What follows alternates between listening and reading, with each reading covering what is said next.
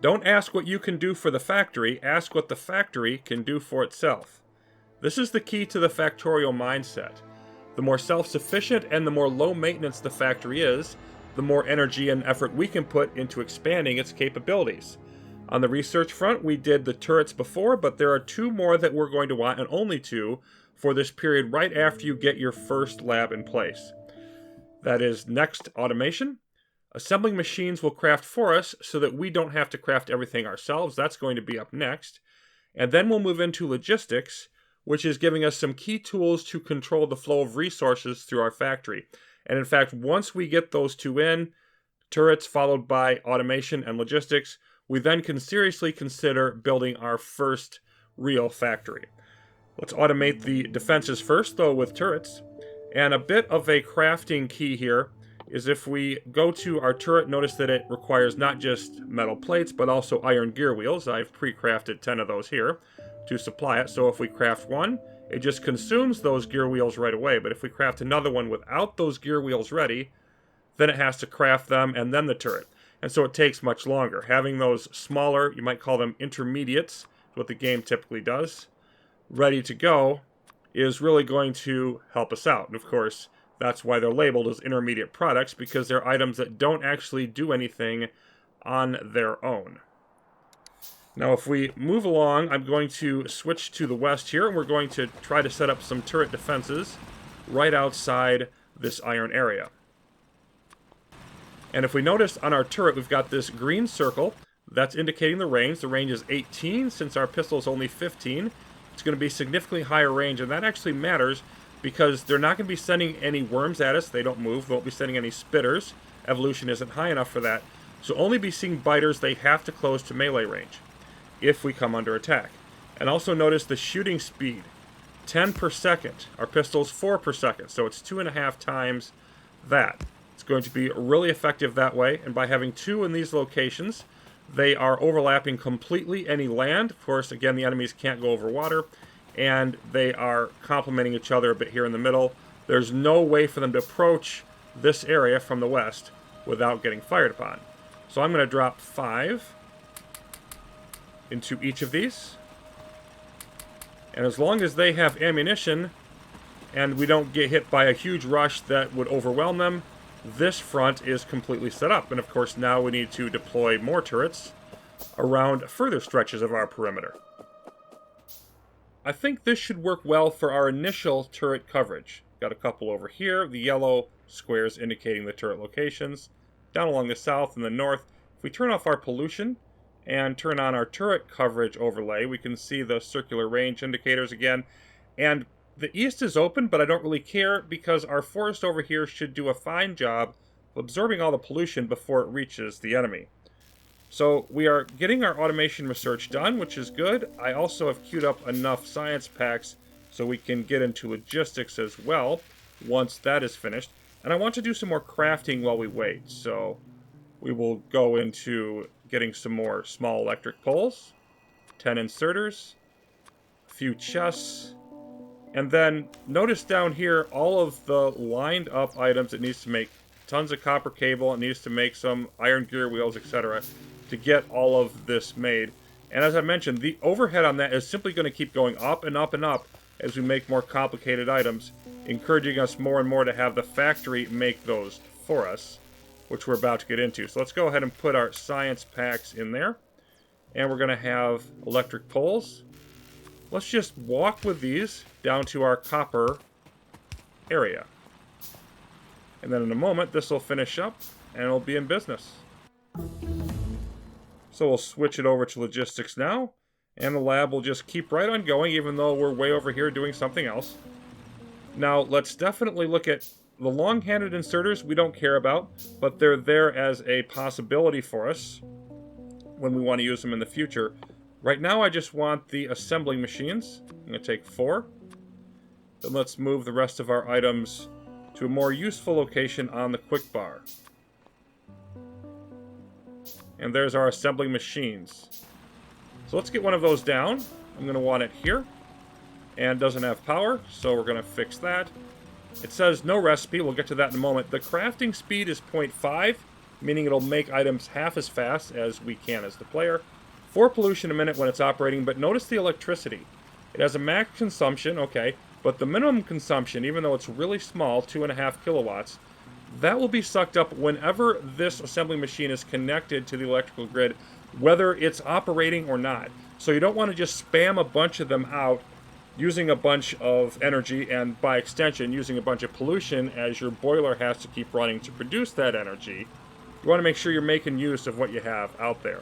So we're just going to left click, open this up, and we've got very similar to the crafting screen that we've used to make items from our character area. But we're just going to take the copper cables here, and if we decide we don't want those, we can just click this right here, switch the recipe to something else. We've got our inputs over on this side, progress bar, and then we have this right here to give us the details of that specific recipe. 1 copper plate into 2 copper cables.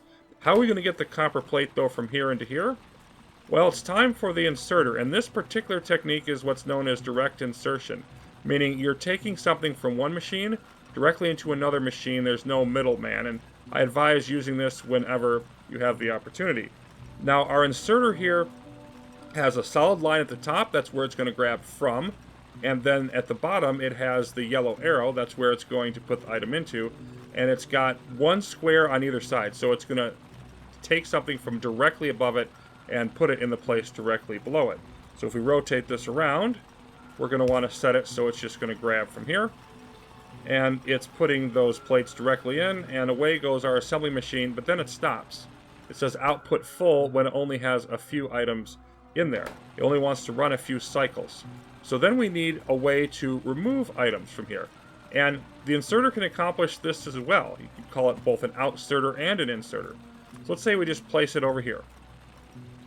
Well, it'll go ahead and just drop those down on the ground, and you could set up a relay. This is not really particularly advisable, but it is very possible to do and move them along like that. But a much better method, in my opinion, will simply be to, let's make you be quiet for now. Let's put down a chest.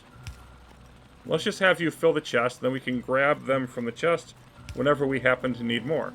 Now, I don't want to fill up an entire chest, though. That would be a ton of these. And this is very important as you work through the early game. Make sure you don't forget to do this.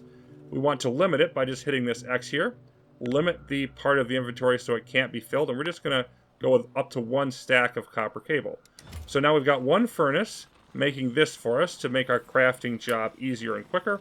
And then if we need copper for other purposes, well, that's what this furnace is for.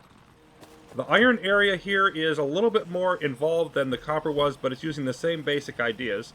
The iron gear wheels here are essentially the inverse of copper cable.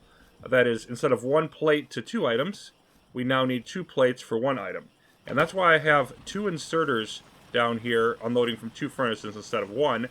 They do have a minimum and maximum electricity, the inserters do, but also notice the rotation speed. 302 degrees per second. So that means it can make 1 full circle once per second, or just below 1 per second. And so we see this will pause for just a hair every little bit, waiting for additional plates, but it's pretty well balanced, and then we're storing these in the chest here, of course. These are transport belts. That's why we have another iron gear wheel assembler here, because this will need those along with iron plates.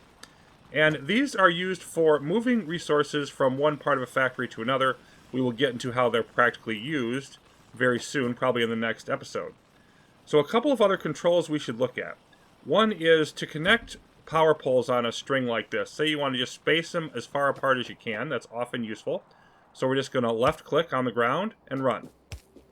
And it will automatically space them. We need to hold down that left mouse button as we're running, and it will just automatically put them at the maximum distance that they can be placed and still connected. Then if we want to say, okay, I don't want to go over to the power area, but I want to find out what are we doing. Do we have enough power being supplied? We can just click on any of these power poles, and we bring up our electric network info.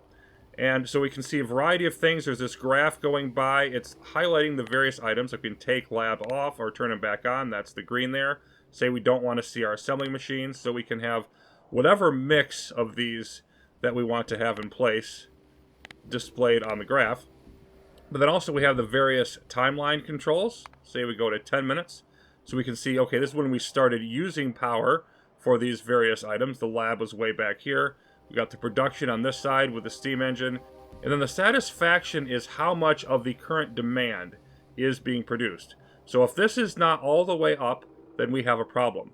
But the production here is how much we're using of the total capacity. As you can see, we still have plenty of capacity available.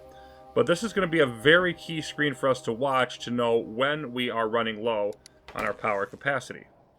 Here are a couple examples of how you can approach this early game differently. And the top section here is by Nilaus, bottom one is by D-Gray, and I'll have links in the description to the videos where you can see both of those in action and how they explain what they've decided to do. This is really a situation where they've made choices similar to each other but much different than mine. They want to be able to utilize both copper and iron. So to do that, they have these source chests built up that they're going to have to refill with plates every so often. They're not storing copper cable, they're just converting it directly into electronic circuits. And then over here, we have the research that's still going. Now, I don't care about either one of those because I'm not going to build big enough in my first initial factory that I'm going to care about crafting electronic circuits for the few items I'll need it for. And then once I get that up, I will have electronic circuit production going. And then for the labs, I have plenty of items to utilize right now before I worry about giving myself more research to acquire more. But again, you could do it this way. You can definitely argue for it. This isn't wrong, again, it's just different. And then over here, same thing. We're storing our gear wheels here, and we're working our way into this lab. And then we've got the copper cables going into the electronic circuits. And again, we've got our storage chest for plates. So whatever way you decide to use, and of course you could go with something completely different for what these have or what I've got, the whole point is just to get enough products going so you can build what you need for the next stage of your factory.